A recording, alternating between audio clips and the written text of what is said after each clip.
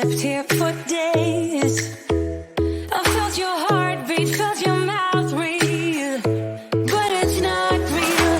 We were close to see the sun, but clouds got in our way, and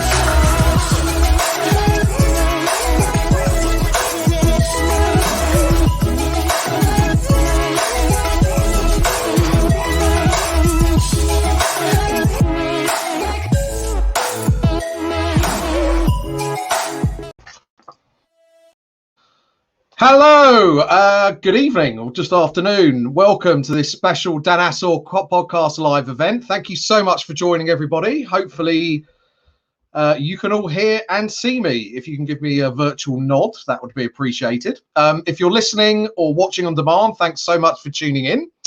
Do follow me here on LinkedIn to keep up to date with all of my programs. We've got some fantastic guests in the next few weeks, including this Friday, Paul Jeffries from Resrooney, who will be discussing why insurance should make you happy. I've got Paul Centamore, VP of Latin America Tarsus Group, on their recent acquisition of Expo Tendero. I'm also interviewing Nick Ferrari next week, which would be fantastic. That will be available on demand afterwards. So you can also follow me on Twitter at Podcast Dan and watch all of my content on demand on YouTube. Just search Dan Assor. And finally, just many thanks to my community patrons for supporting my program. Hyve Group, Tarsus Group, 19 Group, Easyfairs, SISO, and new this week, Smart Digital, the event TV and virtual events with staying power.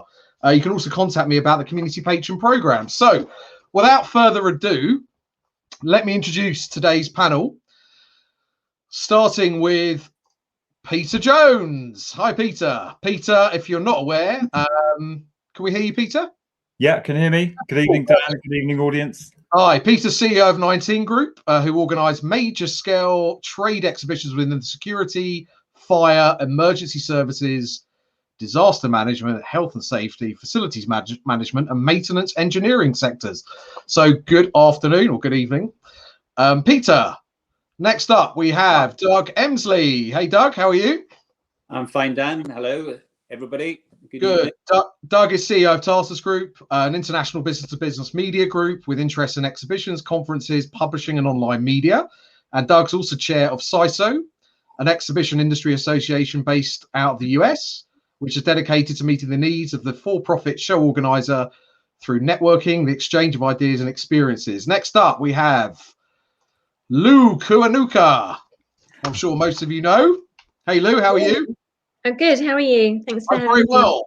Lou's MD of Event Shaper, an award-winning and award-nominated operational management company and founder of the Ops Nest, which was founded to support ops professionals by providing consistent and relevant accredited training, access to industry experts, and connections with industry peers. So good. Welcome, Lou.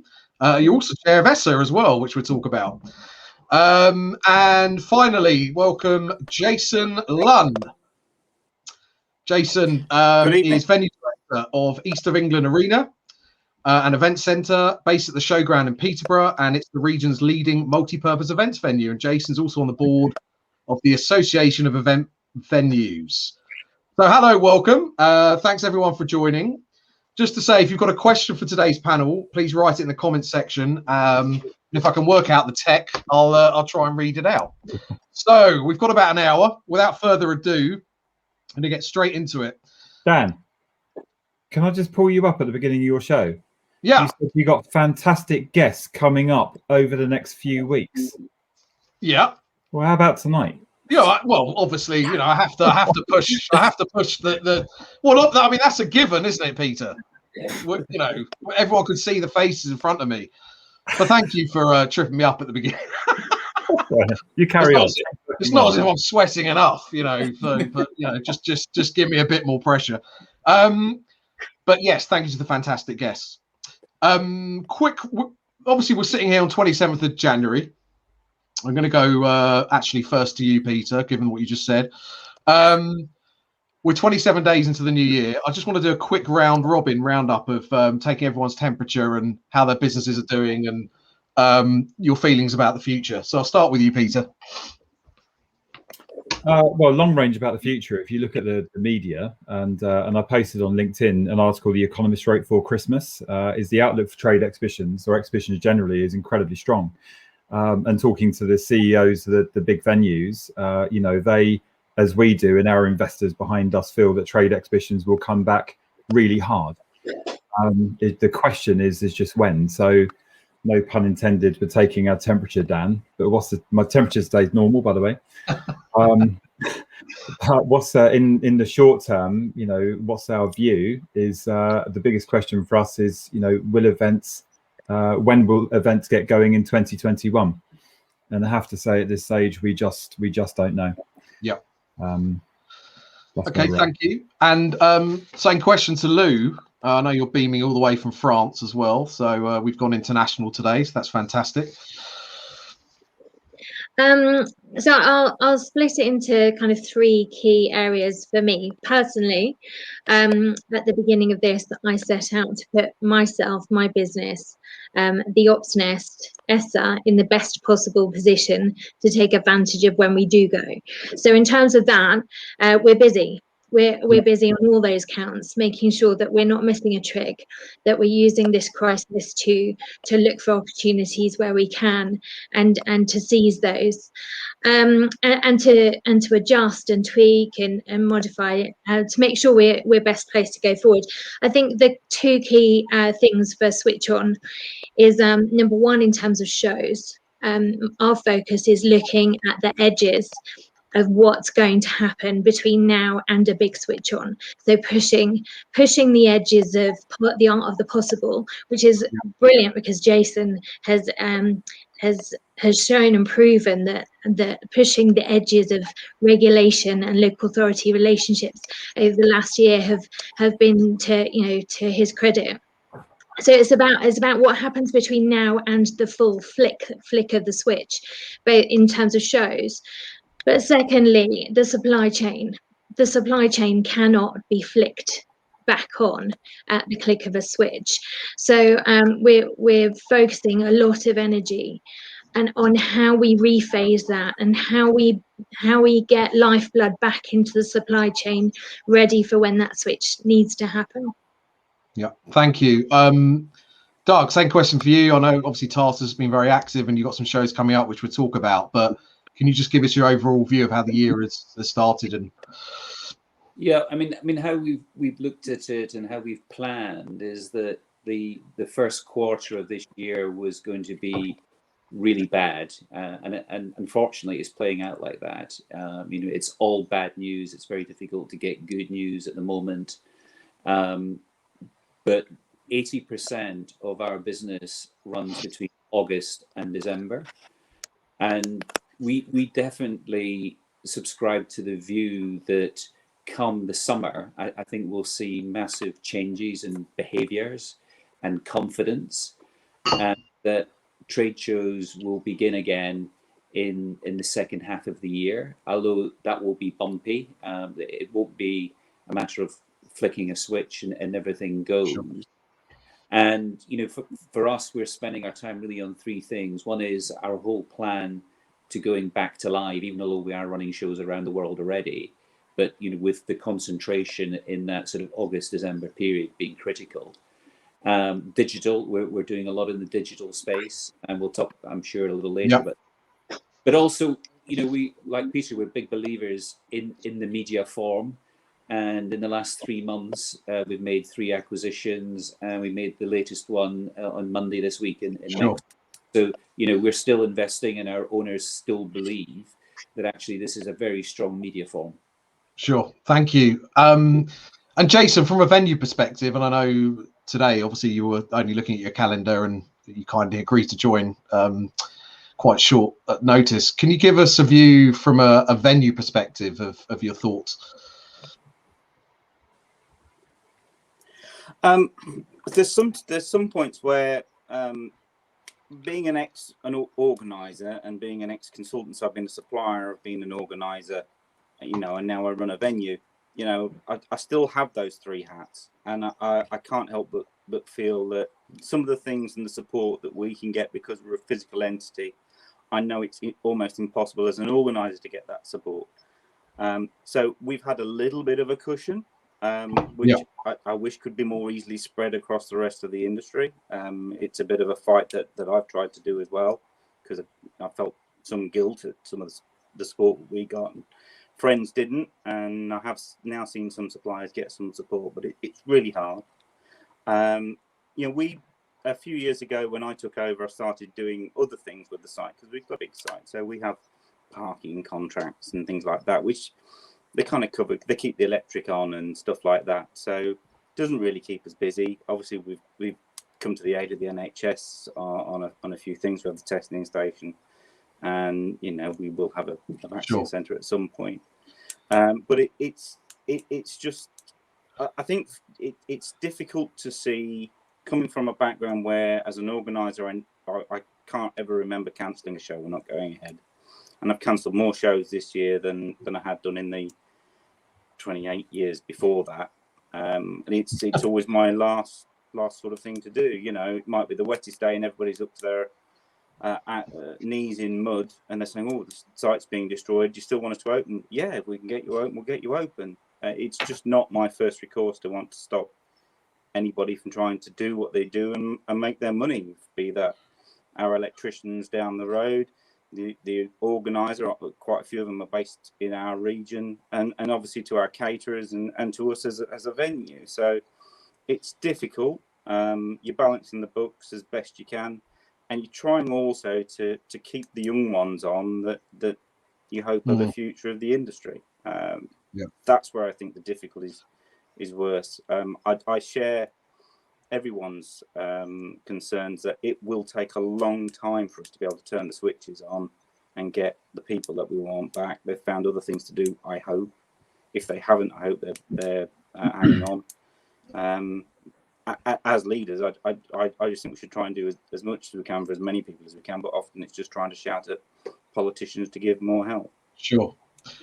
Thank you. And Peter, we're going to talk about stories of collaboration within the industry, which hopefully is really important to bring us back to where we want to be. So whether that's organisers working with organisers, and we'll come and talk to Doug in a minute about what he's doing in Orlando with Tarsus, whether it's central, local government and suppliers, and also exhibitors. Can you sort of bring to life your conversations with whether it's exhibitors, venues, local government, about pushing us back to where we want to be? Well, I remember the very early days advice from my chairman, Phil Saw, and I think that was going through the last recession, was in a crisis is stay close to your customers. I mean, that's the goal rule number one, stay close to your customers. That's what we've done at 19. And just look for ways that, look, by the time our next show runs, it will have been 2 years, and let's hope, but God forbid it's not 2.5, 3. But it's a long time. And so far, one of our exhibitions that runs in September this year, so fingers crossed, is 1,000 exhibitors. It's been postponed 3 times. Like Jason said, I've never postponed a show to cancel. I've been doing this 25 years. Yeah.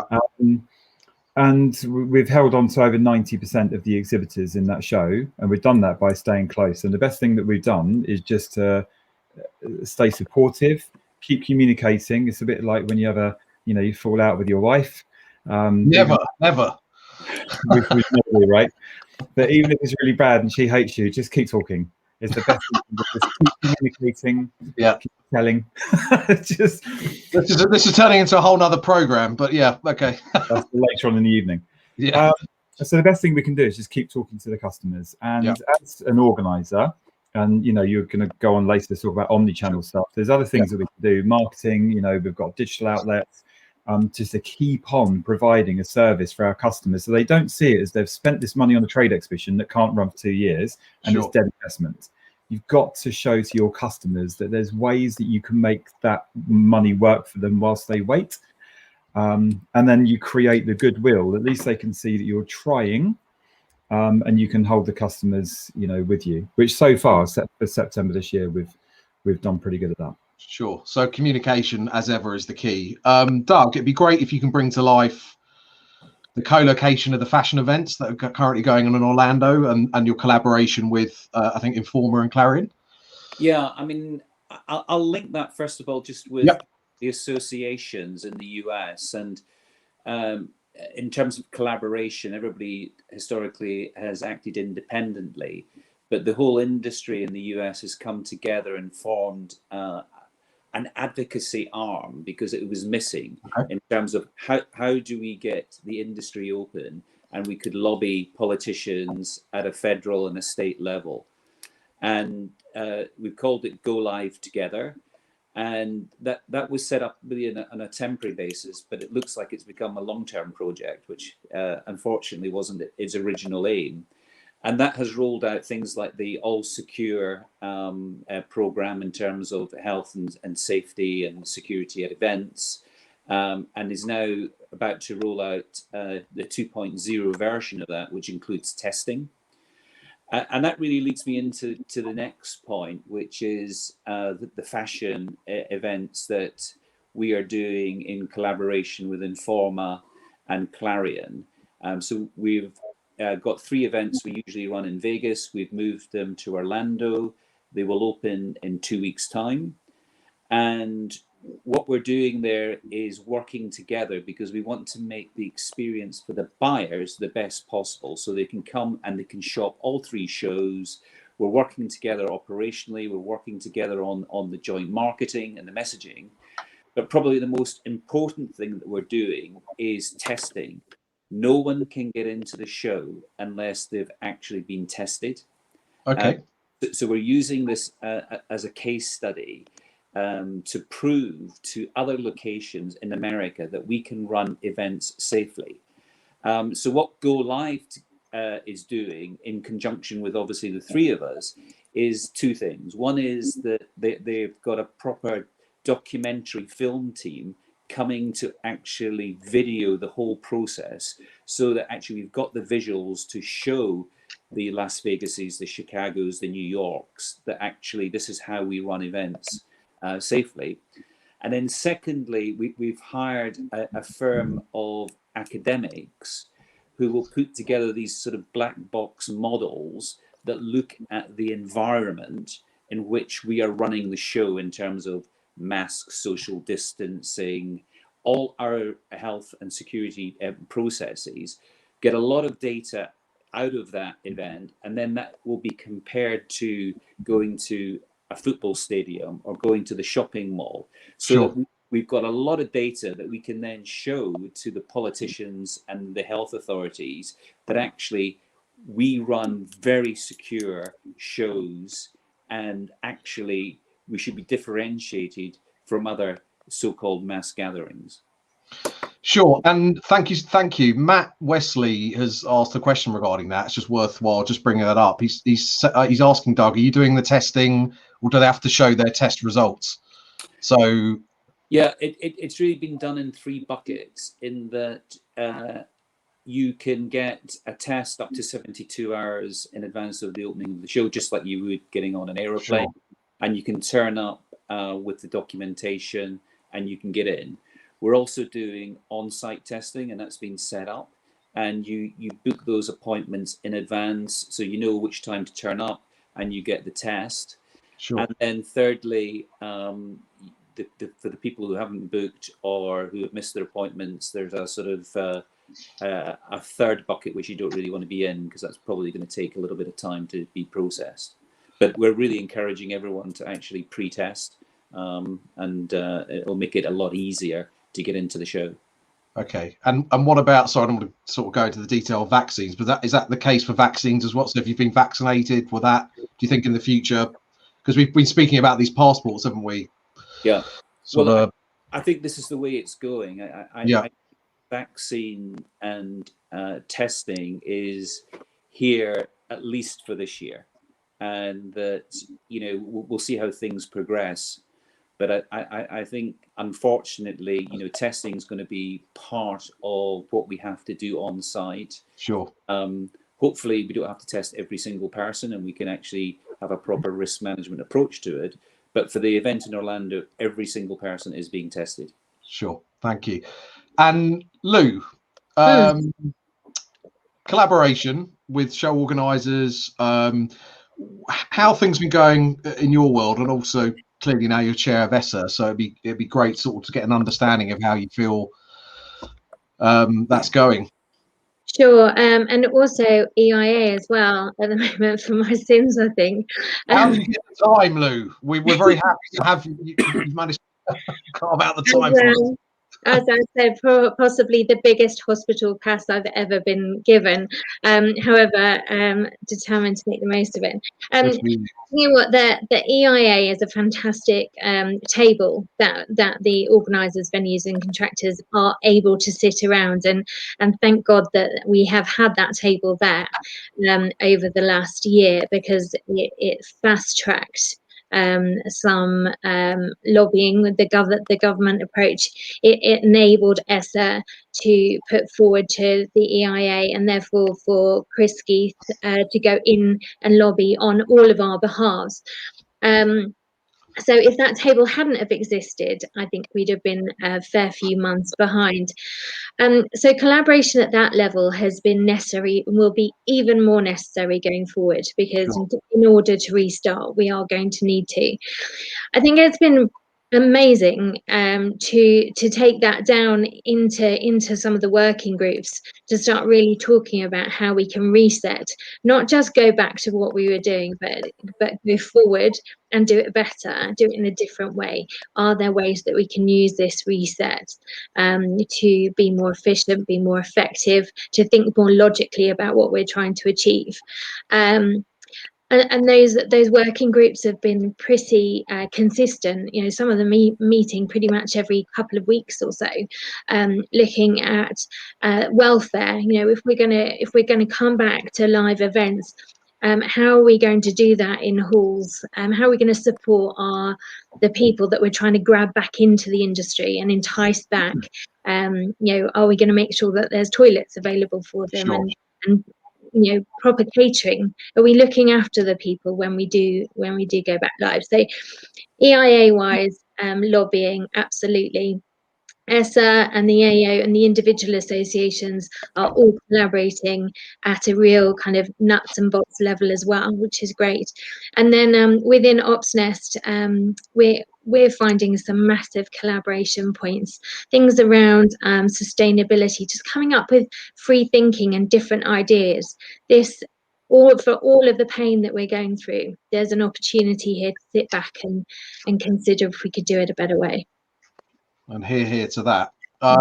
Jason, I know when we spoke before Christmas, obviously last summer, but ongoing, you've struck up a great relationship with local government, specifically in the councils. Can you sort of bring that to life, and has that continued? Is it continuing? How important is that going to be to get us back to where we want to be?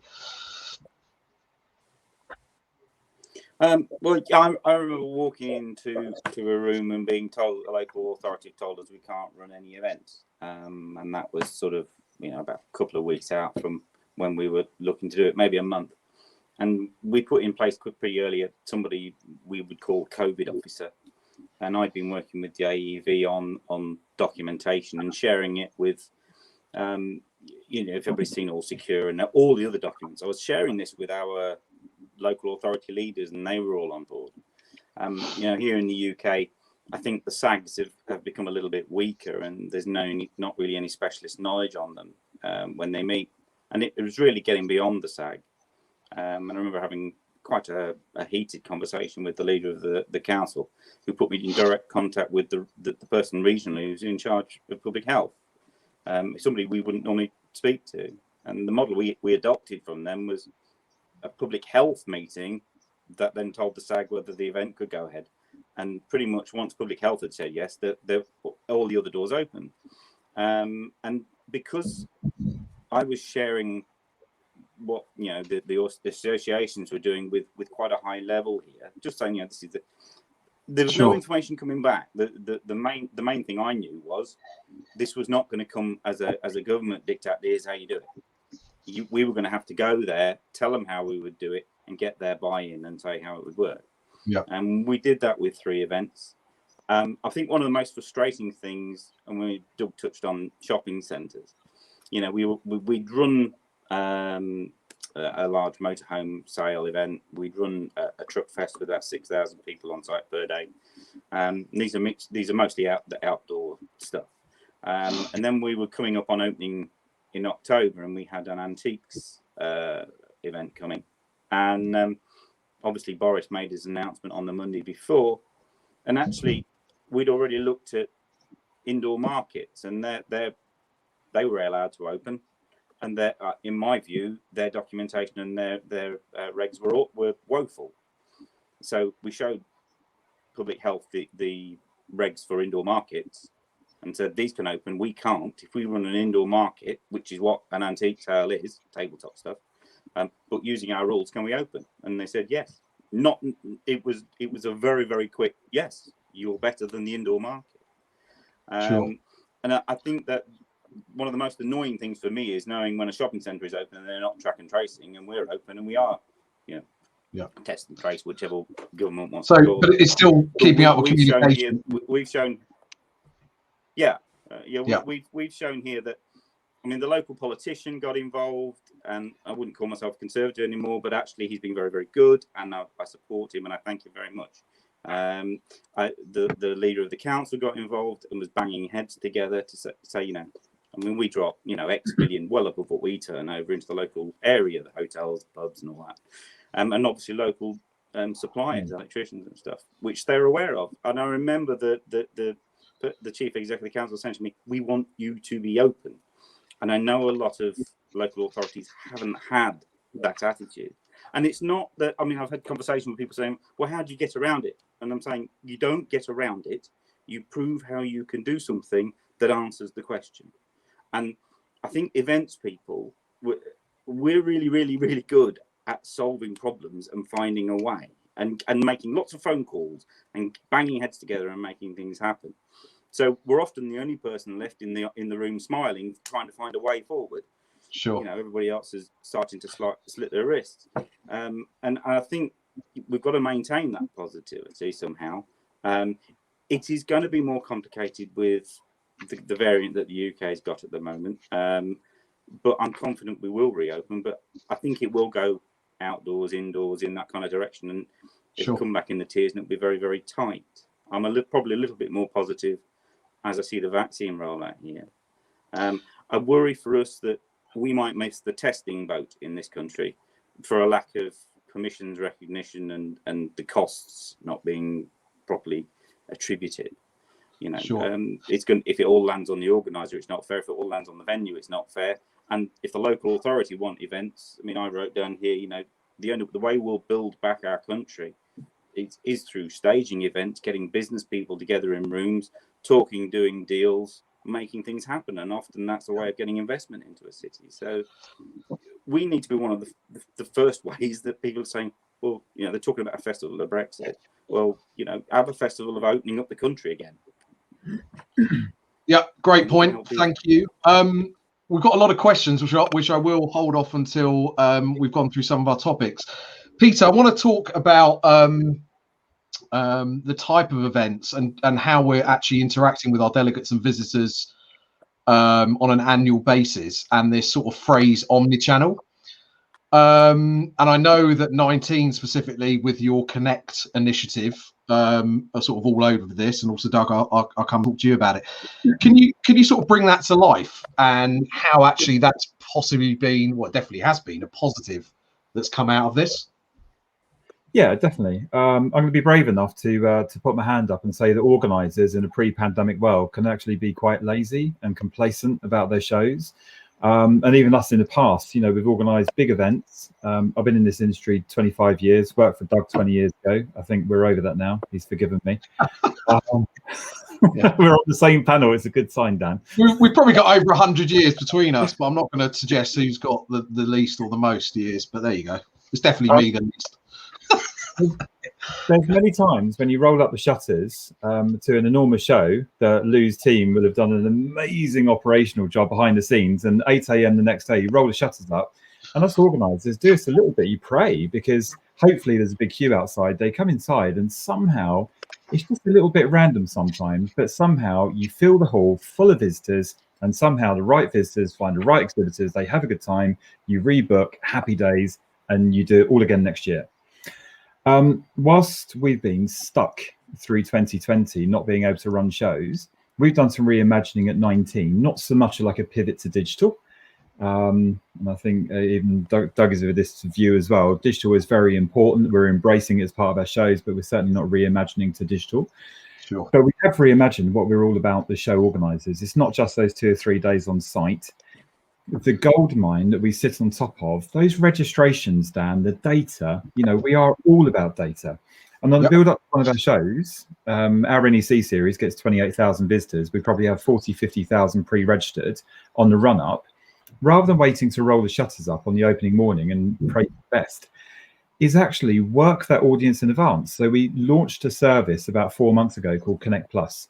And this is a team of people that are calling through all of those visitors. It's a labour of love, but asking those visitors, look, we can't run the shows at the moment. You were coming to what? Solve a problem, buy a product, that you need a solution. Tell us what it is, and a bit like a dating service, but we'll connect you with, say, a maximum of 3 exhibitors that we feel are going to be relevant. And we've been doing that, and it's amazing. And I know that there is software out there, and the registration companies, will say, well, we've got a meeting service as part of our registration packages, but this is quite a laborious task, and it's bespoke. But we are sat on top of a gold mine of data. And when those people register, they tell us what they're looking for, their buying power, decision-making, types of technology. So we've been connecting. It's called Connect Plus. We've been doing that to hold the fort whilst we wait for the show and create goodwill with the exhibitors to, stay with us. It's free of charge.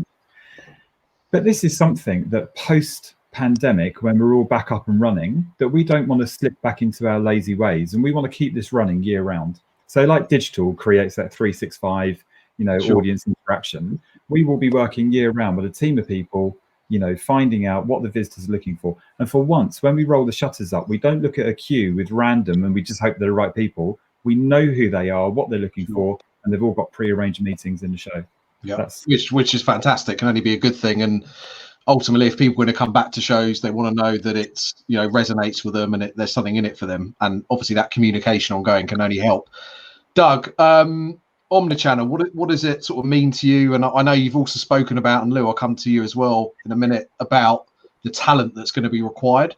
So we're going to have to drive new skill sets into the industry and reskill possibly existing people. Yeah, I mean, I think it's interesting. I mean, you've got a lot of people obviously talking about this and what the new normal, which is a phrase I don't particularly like, is going to look like. And I mean, it ranges between people who think it's going to go back to what it was, and then other people who think it's all going to be virtual and digital, and that's it. And the reality is, it's going to differ between the different sectors. It's going to vary between the different geographies. And I mean, what we're working on is actually, what do our customers want? And it's focused in different areas, in different sectors. So we've got one business, it's got a lot of content. There's a lot of information, a lot of technical information. So we've launched a subscription service. We've got another business where it's all about lead generation. And the industry's changed dramatically, and that data that Peter was talking about is absolutely key. And again, we've put a subscription service around that, because that is really what they're looking for, is the constant change within the industry and the data around that.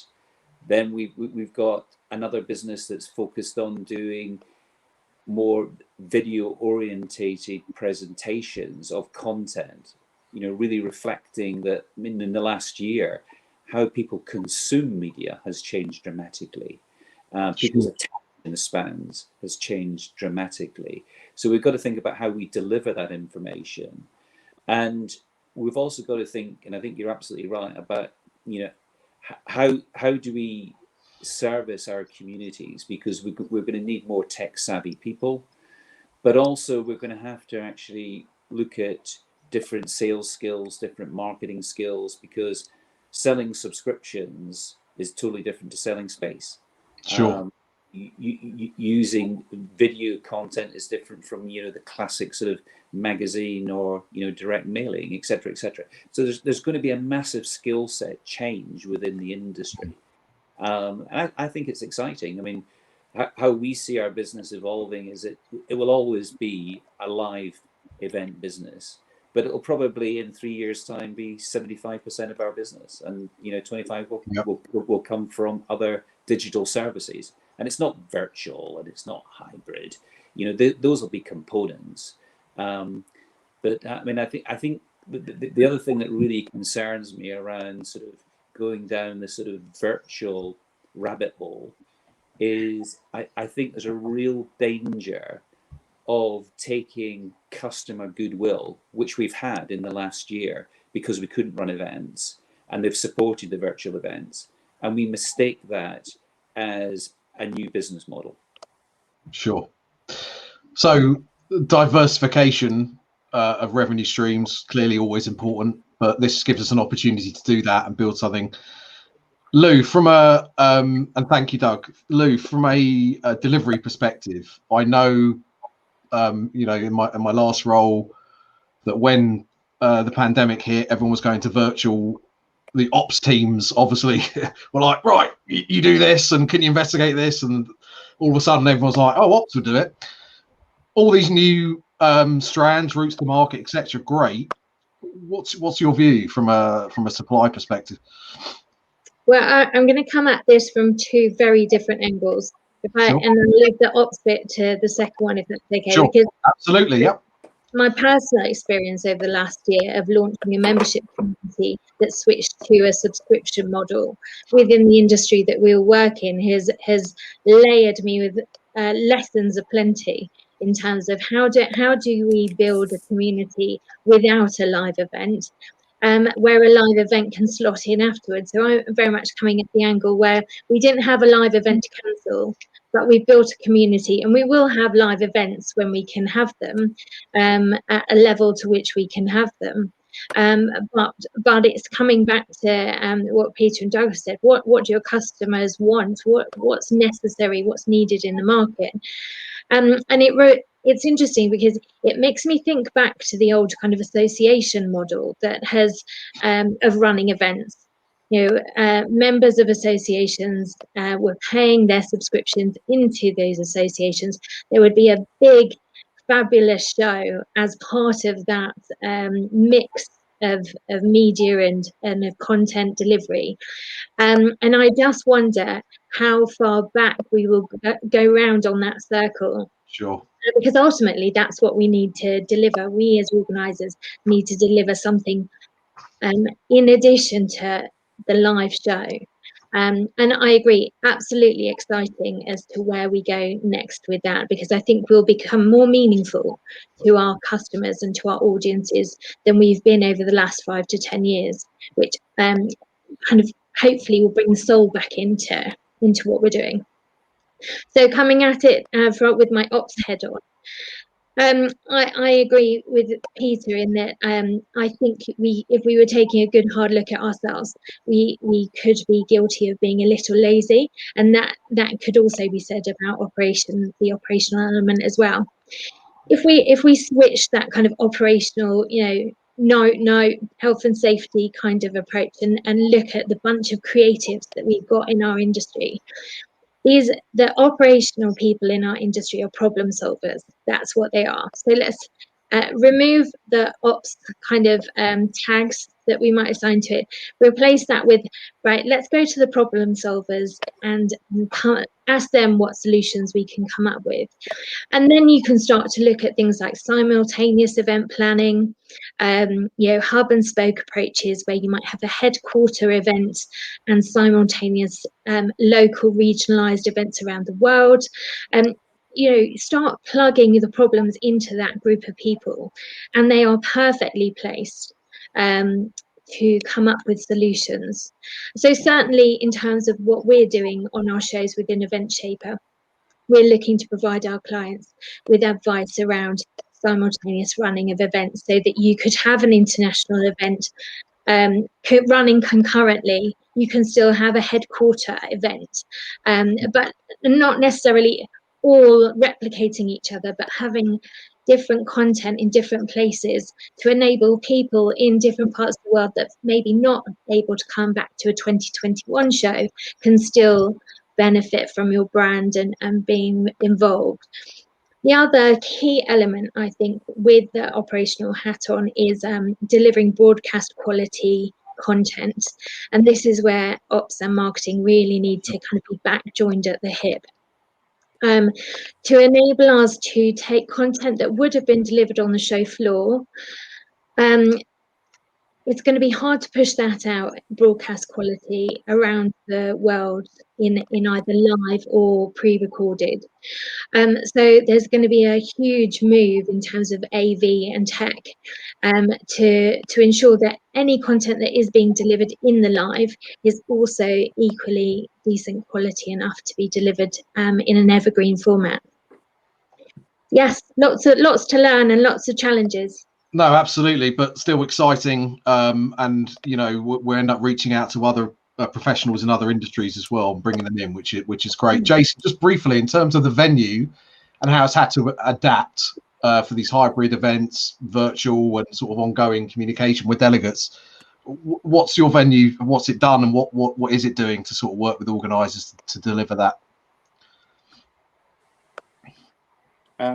Well, yeah, the worries I have is it's difficult to sell a ham sandwich to a television screen. So obviously, I much prefer. Sorry. Field. No. What was that? I like technology I can fix with a hammer. You know, it's.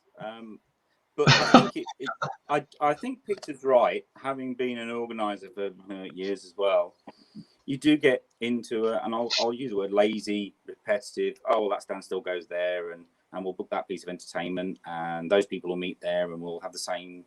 It's always chicken at dinner. Please don't order chicken. But you get into that same rigmarole, and it has needed a shake up, and I agree with that. I mean, we've got a virtual screen here, which can and it's a little bit better. It's more interactive. You can stand in front of it and do whatever. Yeah, we've got people that are selling virtual meeting. So for me, I see that organisers need more ways in which to communicate with people. I would hope that it becomes an additional visitor rather than replacing certain amounts of footfall. sure. You know, I was listening to something the other day where somebody who gave dog training, you know, was doing it now online and had customers instead of from down the road, they were in Arizona and, you know, Nepal and places like that. And so, which is what I'm going to be doing, because I've just got a new puppy. Your event and the reach. Yeah. But I still can't send a Coke or a ham sandwich down the line. It's just not possible. So, and I deal in footfall. That's in space seats. But we need to make sure that our internet is up to speed. You know, we've got 1,000 gig going into the building, and we have to make sure that our tech is right, so organisers can come in and plug in easier and quicker. And then we've got some suppliers that can keep up with that. It's going to become more. I do see that it'll expand interest in events. I've watched a few things that I wouldn't have normally seen, concerts online, because number one, they were cheap, and number two, I could see something going on in another country that I wouldn't normally get to do. Sure. But I hope that the in-person meetings don't suffer. That it should be an addition in the end, I hope, and it should bring new ideas and fresh content, and maybe people that can't make it can then still have an input into the event. Sure. Thank you. Anyway. Thank you. The sort of final topic before I get onto some people's questions. And Lou, obviously this resonates for you, so I'll come to you first. We were talking about this before, the supply chain, the concerns around the freelance community, replenishing a talent. Can you sort of bring that to life and give us a view? Yes, well, I'll do my best without trying to end on a a dolly downer, but I'm just going to throw some stats in there, which to me really kind of bring it to life and underpin where we've got problems. The AO and ESSA did a talent impact study back. It was released in October. The new one's due out in the next month or so. So these are stats from October, but 520% of lost number of events for ESSA members versus 125% for AEO members. So what we need to take into account here, if we're specifically talking about kind of more business to business events or exhibitions, traditional exhibitions, is that the supply chain have pretty much got 5 times the loss in terms of number of events that they've been working on, because it's not just business to business and exhibitions that they work on. Every supplier works across concerts, festivals, outdoor events, you name it, weddings, the broadest element of our event industry. And so their loss has been far deeper across the board there. If we're looking at redundancies, as of October, 64% of ESSA members who had responded to the study, in terms of number of people working for those ESSA members, 64% of them had been made redundant in October. They were looking at 80% around about now, and we'll find that data out when we do when we get the next study out. But I think that in itself paints a picture. But if you layer on top of that doesn't include any freelancer. And when we're talking about a freelancer or a one-man band, we're talking about the electricians, the chippies, the hostesses, the health and safety guys, the organised office staff. All of those people are not counted in these numbers whatsoever. That's 100% gone. And so therefore that paints a pretty savage picture for the supply chain. Now, with like I say, I don't want it to be a total dolly down. Yeah, I'm just off to get the whiskey. No, whiskey companies are doing really well out of our industry, I'm sure. Yeah. There are some elements in there that are kind of green shoots, I suppose. There are people that are coming together and forming new businesses, which we need. Some of our bigger contractors are now very small contractors. Some of our institutional contractors have gone altogether. So we need these kind of new companies to come through. But they're going to be cutting their teeth on our shows when we come live, and no matter how good personnel that are within those businesses, how good they are, the teething problems of a new business, as a business owner myself, there are plenty of them that you have to muddle through to get there. So there will be new opportunities. There'll be new ways of doing things. Some of the big contractors are moving more to an agency model. That will mean there's gaps there. For some people, it'll be an exciting space, and there will be great opportunity. But there's absolutely catastrophic mess there as well. Thank you. I think, but, it is the situation, so we can't sugarcoat it. Peter, briefly, just in terms of your relationship at the moment with contractors, how are you working with them? What are they saying to you? Right. So after leaving Doug's Tarsus Group Plc, I went off to set up my own company, and after 2 years went bust. So literally, I sold my house, my flat, I put all the money in and went bust. And everyone said, just go back to Doug and just get a proper job. One, he wouldn't have me in a million years. And two, I just thought, no, I will find a way, because us event people, just to give a bit of face to the audience watching, us event people are so special. We're so resilient. We're so creative. And I just found, I begged, I stole off people, I loaded up credit cards. I found a way to get it going. And I'll tell you what, the breed of people that's more creative and resilient, even in us organisers, is that contracting lot. I have been on site during build-up, and us organisers are panicking. This is never going to finish. And somehow they find a way. The likes of the Lus, the Miriams, the Mirabelles, my God, are they a resilient bunch. And my experience of the contracting world over the last 25 years of shows is I'm going to have faith in humans and faith in those guys. They will find a way. When events come back, and I was talking to a CEO of one of the big venues earlier, him and his investors, are anticipating 2022 events are going to come back hard. And at that point, I think there will be enormous opportunities for the contracting world. And in the meantime, I've got faith that somehow, Lou, stealing credit cards, working with your mortgage provider, will find a way.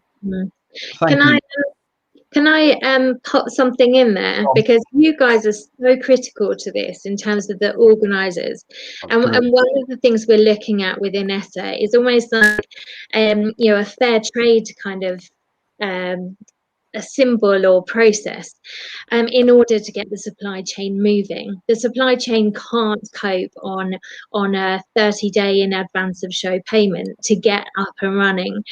So keep an eye out for, this is really early days, I mean literally conversations today about this, but wouldn't it be great if we had almost like a fair trade equivalent for the supply chain, where organisers almost sign up to a bit of a code of conduct to say, yeah, we're getting value from you and we'll pay when that value is being delivered, not just at the end of the process. Yeah, I think you make a good point. And Doug, I was going to say, Peter, great, obviously eulogising about the ops teams and supply chain, but how can we help? I mean, in terms of, as you say, cash flow, payment in advance, us as show organisers, I count myself one, great, we get the cash in advance, fantastic, our investors love that. Shouldn't we be then offering the same to the service providers? I mean, I think that things will change, and I think it's quite interesting that we're obviously pushing hard to get our industry back open again. But when it does open again, it's going to be like the wacky races, because everybody's going to be desperate to get a show on. And at that point, we've had some great analogies today. And you're going to have massive issues with the talent in the contracting industry, because I'm sure, Lou, your number is probably over 80% now in terms of people who have left the industry and hopefully will come back. And initiatives like GES have launched their flexible talent pool. That I think really it's about planning now about how we're going to go back to live, and actually how are we going to execute the shows. And part of that is going to be inevitably not only about cash flow for the supply chain, it's about their margin. I mean, they have for decades been sort of continually pushed downwards. And if we want to run events, we've got to have a sustainable supply chain. And it's not just about cash, but cash is obviously very, very important. No. But I think the whole dynamics are going to change. And as an organizer, we are going to make less money, and we've got to accept that. Thank you, Jason. Briefly, do you have a view on this element? Yeah, we couldn't do what we do without our suppliers. A lot of the suppliers that I work with are ones that I've grown up and grown old with. I noted that my favourite car parking company is an old mate of mine who started as a snot-nosed kid, became the MD in the last couple of days on his LinkedIn page. So our industry is that we know each other, and we watch each other move through the industry, and I don't know whether I feel quite protective to the people that I know. Yeah, we've all bought on price and regretted it, and I've learned a lot of things about work with the people that come through for you more than anything else. And if I make a call at 1 o'clock in the morning, I know somebody's going to answer. It's really, really important. So having good contractors is important. Then having those good contractors below them, the independents who just can't get the support that we were touching on. We're hemorrhaging people at the moment. I share Peter's enthusiasm that people will come back. But it's going to be a while. We're going to miss them, and hopefully, they can get paid a little bit more because they've been short supply for a while. Well, that's it. Peter's committed. Yeah, yeah. Yeah, it's going to be I'll charge him. You heard it here live. Sorry, Jason. Well, it's been a year where everybody needs to be a bit more honest. The shows we've put on, We've been less protective of our margins of what we're making and sharing more information between us. So we all at least walked away with something from the shows we put on. And it was a true partnership because it was the only way. Sure. We're going to take some questions that have been coming in just in the last 2 or 3 minutes. One question that's come in, and I'm just going to put it up on screen here if people can see that. Given the pandemic could be something we have to live with, can the panel envisage a complete reboot with smaller events that run for longer and with smaller daily audiences? Perhaps the future is about complete disruption, and that's coming from Peter Evans. I don't know who maybe wants to take that. I don't know, Peter, do you want to have a bash at that one? Well, it depends on your business model. 19th Group is about major scale exhibitions. So for us to try and, reimagine and do smaller regional shows to stay under the radar of what's allowed would be a huge effort.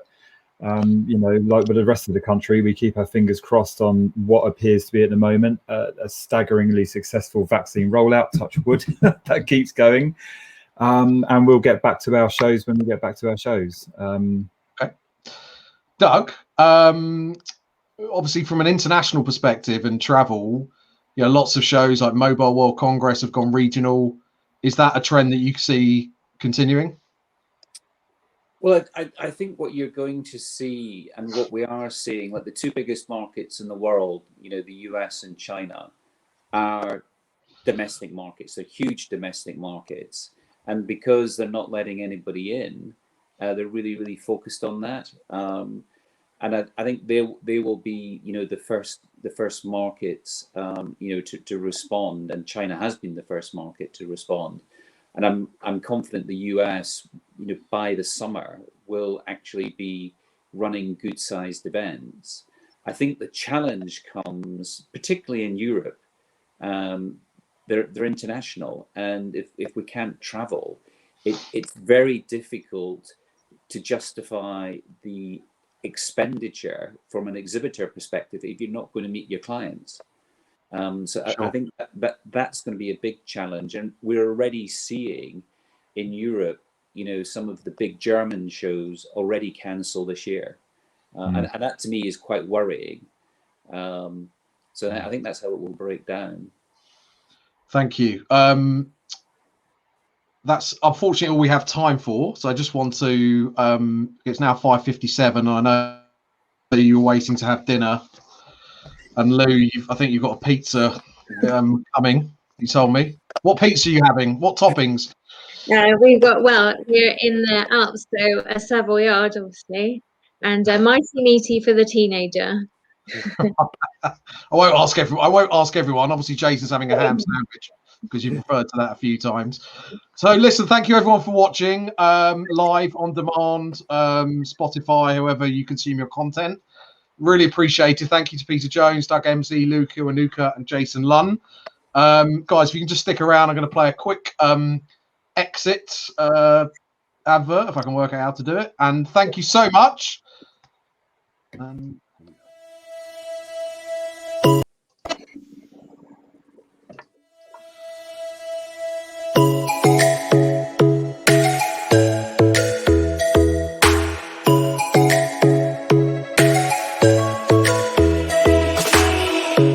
Lightning strikes by my window, hits my chest right in the morning.